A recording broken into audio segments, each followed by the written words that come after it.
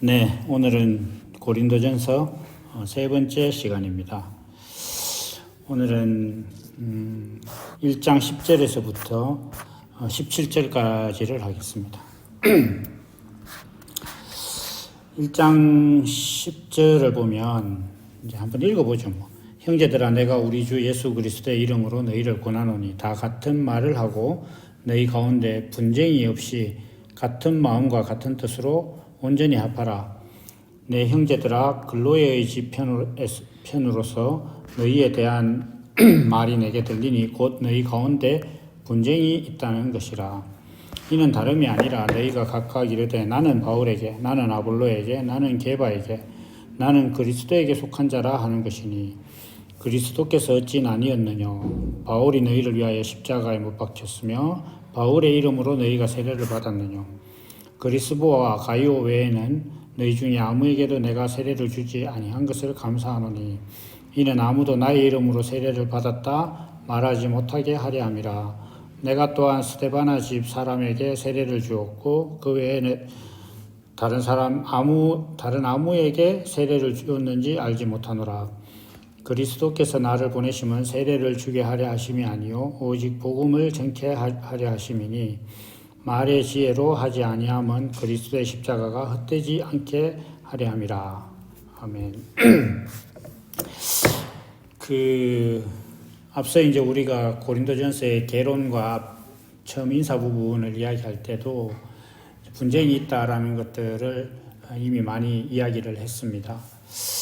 그런데 이 분쟁이라는 것이 예를 들면은 돈을 왜 그렇게 쓰느냐라든지 네가 내한테 왜 그러냐 이런 것 가지고 한 게 아니라 굉장히 신앙적인 것이다. 일단 표면적으로.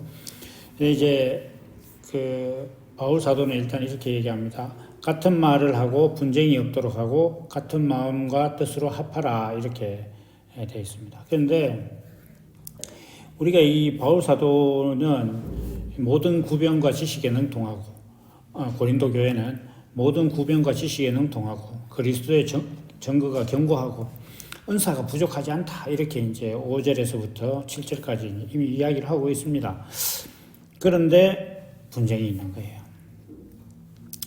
그래서 이 분쟁이라는 것은 어떤 거냐 이렇게 생각을 해보면 여러 가지로 표현을 할 수 있겠지만 우리가 조금 성경적인 어떤 그 뉘앙스를 가지고 얘기를 해보면 자기가 옳다는 것을 지속적으로 주장하면서 마찰을 일으키고 있는 상태예요. 서로 대립하고 있는 상태. 이게 분쟁입니다. 그러니까 누구 하나가 서로 주장하는 게 이렇게 네 옳다 이런 식으로 넘어가면 분쟁이 끝나는 거예요. 힘으로 압살을 한다고 해서 분쟁이 끝나지 않습니다. 우리가 이제 지구촌의 화약고인 중동 지역을 보면은 이 중동의 거의 모든 나라에 반군이 있어요. 그리고 아프리카 일부하고 이쪽으로 가면 거의 반군이 있습니다. 이 반군이라는 것 자체는 뭐냐 하면 분쟁에 있어서 처음에 어느 정도 균등한 세력으로 있다가 하나가 이제 이긴 거예요. 전쟁 자체로 놓고 보면. 이기고 난 다음에 이제 이긴 쪽에서 보면 잔당들이에요. 그런 게 늘 있는 거죠. 그러니까 이 분쟁이라는 것은 해결이 되려면 두 사람 중에 한 사람이 두 부류 중에 한 부류가 상대에 대해서 너 옳다라고 자기 마음으로 인정하지 않는 이상 끝나지 않습니다. 그래서 결국 이 분쟁의 핵심은 내가 옳다. 내가 하자는 대로 해야 세상이 잘 돌아간다. 이렇게 주장하는 것이 계속 지속적으로 대립되는 겁니다. 그런데 이 고린도 교회도 모양새가 비슷합니다. 나는 바울에게 속했고 나는 아볼로에게 속했고 나는 게바에게 속했고 나는 그리스도에게 속했다. 이렇게 얘기를 하고 있습니다. 좀 뉘앙스상 그리스도에게 속했다고 하는 사람들은 야, 이도 저도 싫다 이런 사람일 수도 있을 것 같아요. 어쨌든 간에 다들 이렇게 자기는 어디에 속한 사람이다라고 이야기를 하고 있습니다. 근데 이제 여기에서 바울 사도가 갑자기 세례 이야기를 합니다. 내가 누구누구 외에는 세례를 준 적이 없다. 그래서 오히려 나는 그게 좀 감사하다.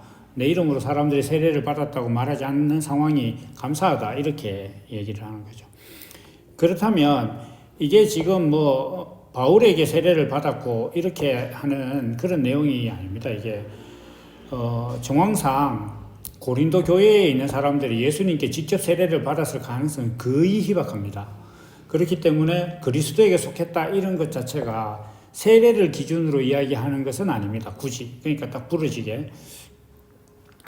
그렇지만 이 사람들이 아볼로, 게바는 베드로죠. 그리고 바울, 뭐 그리스도 이렇게 속했다고 사람들이 분류하는 것 자체는 내 신앙의 정체성이 어디서부터 왔느냐를 이렇게 얘기를 하는 거예요. 그런데 이 사람들이 크게 착각하는 건 뭐냐면 아볼로나 게바나 바울 같은 경우에 복음을 표현하는 도구와 하나의 형식이지 복음의 본질이 아니라는 거예요. 복음의 본질이 아닌데 그러니까 나타난 형식을 가지고 사람들이 자기 신앙의 정체성을 거기다 두고 있는 거예요. 이거는 지금도 똑같습니다. 그래서 물속에 들어갔다 와야 세례다라고 이야기하는 침례교 사람들은 침례라는 그 형식에다가 자기 신앙의 정체성을 두고 있어요. 침례라는 형식에다가. 그리고 뭐 세례 그냥 일반 교회들은 그냥 안수하는 것만 해도 된다는 어떤 그런 형식에다가 또 신앙의 정체성을 두고 있습니다. 그리고 뭐 일제시대 때 신사참배를 했느냐 안 했느냐 뭐 이런 것들도 좀 묵은 거지만 있고, 그 다음에 뭐 통합, 합동 이런 것들이 나눠질 때도 신앙의 어떤 교리적인 것, 그런 부분들에 대해서 어떻게 수용할 것이냐로 자기 신앙의 정체성을 삼고 있습니다. 이게 옛날에는 아볼로, 게바, 바울, 그리스도파 이렇게 되어 있지만 요즘은 합동이냐, 토갑이냐, 성결이냐, 뭐 고신이냐 이런 식으로 나눠져 있는 거예요. 이런 것들은 다 바울 사도가 싸그리 이렇게 한마디로 뭐라고 이야기하느냐 하면 말의 형식에 있는 거다 이렇게 얘기하는 거예요. 다시 이야기해서 형식에 있는 거다. 형식에. 말의 지혜에 있다. 그러니까 신앙의 정체성을 형식에다 두고 있다. 이렇게 지금 이야기를 하고 있는 거예요.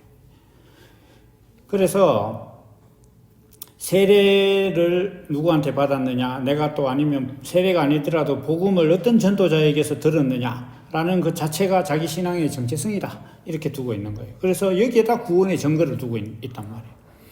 그러나 이 세례나 뭐 바울이나 아볼로나 게바나 뭐 또 뭐 요한이나 어떤 사도들은 다 복음이 표현되는 그런 하나의 형식이에요. 모든 사람은 다 그 안에 있는 복음이 나타나는 형식인데 그 형식을 이미 나타난 것을 가지고 신앙의 본질로 삼으면 안 된다는 거예요. 이미 나타난 것을 가지고. 그래서 히브리서 기자는 보이는 것은 나타난 것으로 말미암아 된 것이 아니다. 다시 이야기해서 우리가 보고 있는 것이 나타난 것인데 그게 본질이 아니다. 이렇게 이제 얘기를 하고 있는 거죠. 그러면 봐야 할 것은 무엇이냐 이렇게 했을 때 바울로도 나타나고 아볼로로도 나타나고 베드로로도 나타나고 이렇게 다양한, 그리고 또 다양한 각양의 사람으로 나타나는 그 복음이 무엇이냐 이것이 중요하다. 이거는 하나다.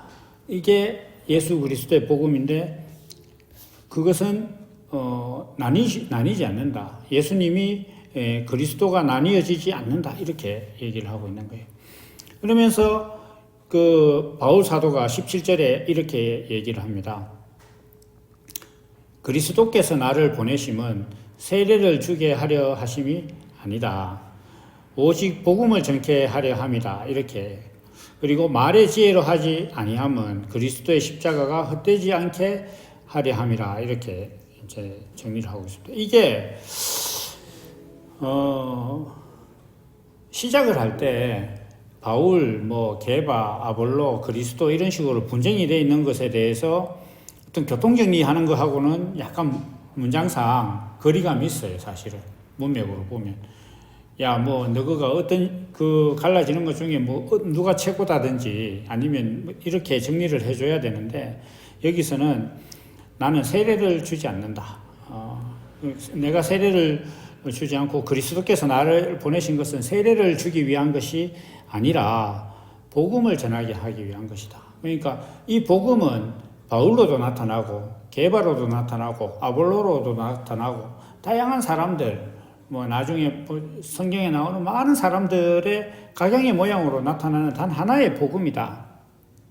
이렇게 나타나는 그 복음을 나는 전한다. 내가 전하면 그것이 너희 안에 들어가서 바울, 게바, 아볼로 이런 식으로 나누어지듯이 표현되듯이 너희도 내가 전한 복음이 너희 각 사람의 삶으로 다 표현이 될 것이다. 이렇게 얘기를 하는 거예요. 그러니까 말의 지혜에 있지 않다 이렇게 하는 건 뭐냐 하면 형식에 있지 않다는 거예요. 말의 지혜는 뒤로 넘어가면 이제 세상의 지혜로 바뀝니다. 바울 사도가. 그래서 세상의 지혜는 세상은 모든 것이 다 표현된 것이다.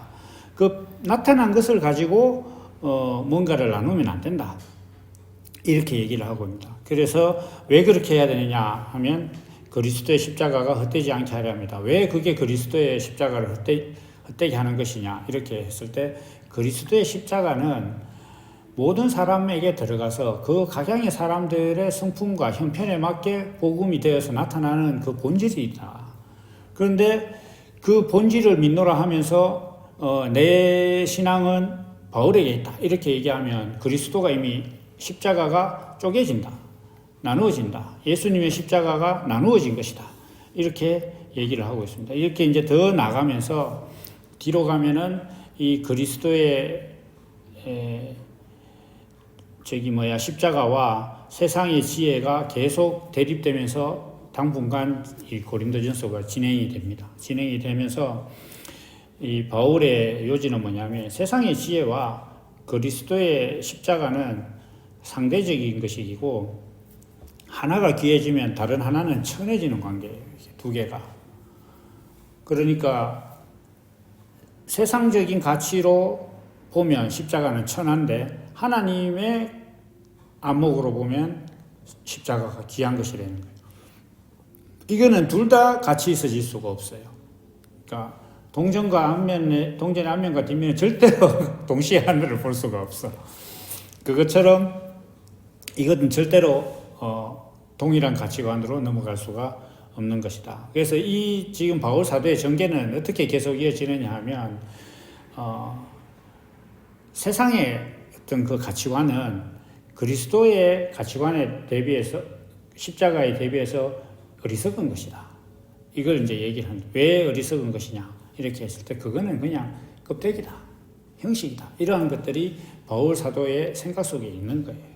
근데 이건 바울 사도의 생각이 아니라 이 성경이라는 말씀 구조 속에 보면 이게 나타난 것, 형식으로 된 것, 말이나 육신의 행위라 생각이나 육신의 삶은 복음이 표현되는 도구예요. 그러니까 하나님의 의가 내용이고 인생은 형식이란 말이에요. 이 개념을 잘 알고 있으면 분쟁이 안 일어납니다. 왜냐하면 사람들이 가장으로 일어나고 자기가 다양한 어떤 그 스탠스를 취해도 복음으로부터 자기 자신이 표현됐다는 걸 아는 사람은 저 사람의 중심이 따로 있고 저것이 중심이 저렇게 표현된 것이다라는 걸 이해하고 있는 상태에서 상대를 갈구거나 비난할 이유가 없고 그걸 서로 알고 있는 상태에 있으면 서로 존중하게 돼 있어요. 그래서 이러한 것으로 점점 나가는 게 이제 이 고린도전서의 전개다 이렇게 볼 수 있습니다. 그래서 우리도 지금 오늘날 우리 신앙이라는 것들이 보면 굉장히 형식이라는 것에 대해서 치중되어 있어요. 뭔가를 할 때 예배는 이런 형식으로 드려야 된다. 뭐 이렇게 하는 그런 것들이 다 그거죠. 그래서 그러한 것을 우리는 지금 다시 잘 생각을 해야 된다. 지금 뭐 계속 이야기하는 가장 대표적인 게 세례예요. 세례를 어떻게 하느냐에 따라서 달라진다. 이러한 것들이 이제 우리의 어떤 그런 오늘의 모습인데 이것을 고린도전서를 통해서 이제 잘 반추해 봐야 된다. 이렇게 이제 말씀을 드리겠습니다. 오늘 여기까지 하고 또 다음 시간에 뵙도록 하겠습니다.